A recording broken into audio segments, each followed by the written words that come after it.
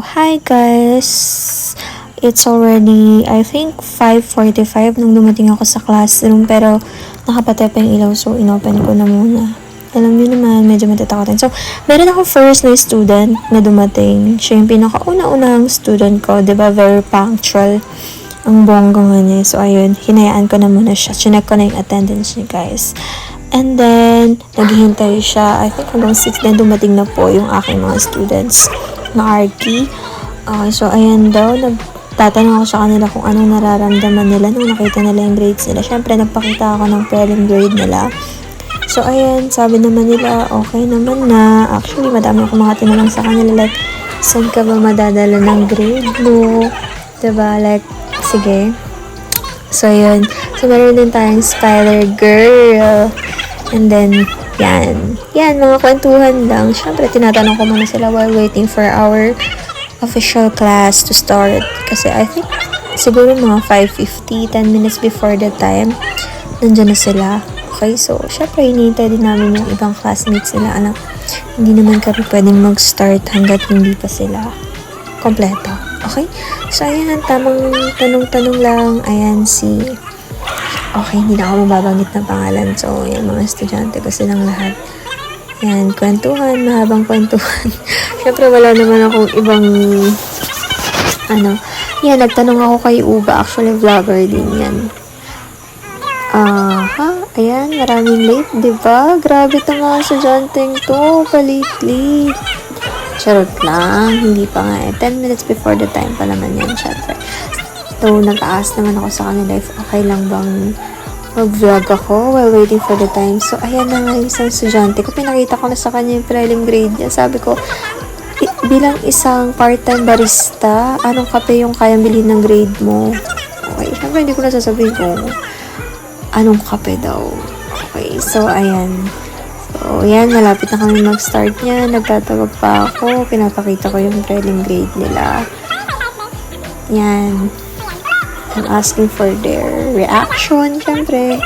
Kung okay ba sa kanila yung grades nila and if may problem sila, pwede naman silang magsabi. So, ayan po ulit yung doggy ko. Charot, estudyante ko. So, ayan na. Actually, medyo nag-time-lapse na ako dito, no? Syempre, hindi ko naman na binavlog all throughout my discussion. So, ito during their recitation. So, syempre, pinagre-recite ko sila for class participation. For the sake of class participation. So, ayan. Okay ka naman sa one point. Then, of course, as class participation, anong tawag dito? Nagpa-contest din ako sa kanila. Paunahan mag-solve, syempre. Syempre, dahil mga competitive ang mga Arky, syempre, pumalag naman sila. Hanggang sa nag-end na yung klase. At ito, pauwi na ako. I think it's already 7:35 nung natapos yung klase namin. At yan, naglalakad na po ang ating girl. Yan, pa-selfie-selfie, syempre. Syempre, habang titingin muna sa paligid, kung may nakakakita, baka sabihin nila na pumukha ng balo sa ate girl. So, ayan po, tamang lakad-lakad lang. Marami akong naririnig na dogs dyan sa mga tabi-tabi kasi alam niyo naman ang Cagayan State University ay dog lovers. So, ayan po, syempre nagdadasal ako na sana meron pa akong masasakyan. Ayan, meron pa. Plaza daw. Syempre, binilisan na ng ate girl niyo, baka mawalan pa siya ng sasakyan. Ayan, very happy. So, ayan, nakaupo na si ating ate girl. Naghihintay na po ng pasahero bago umalis. I think mga 8 o'clock, wala nang tricycle din usually. Kaya binilisan ko talaga. So, ayun, nakarating na ako ng plaza. After 20 minutes, or actually 15 minutes kapag walang traffic. So, ayun, bibili muna tayo ng ating Pocari Sweat. Kasi syempre, napagod ang ate girl mo. So, ayun, another tricycle. Papunta ng bahay na.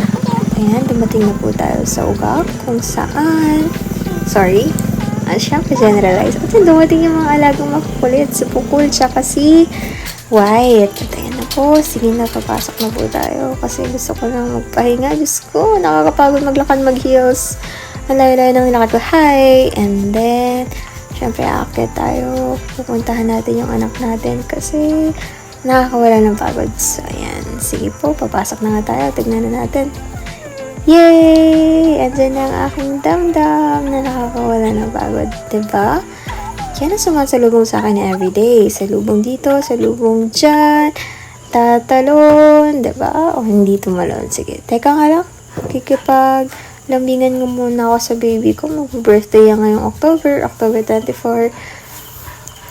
Tignan mo, hinihintay mami niyo. Sabi niya, bilisan mo mami, gusto ko na makipaglaro sa'yo.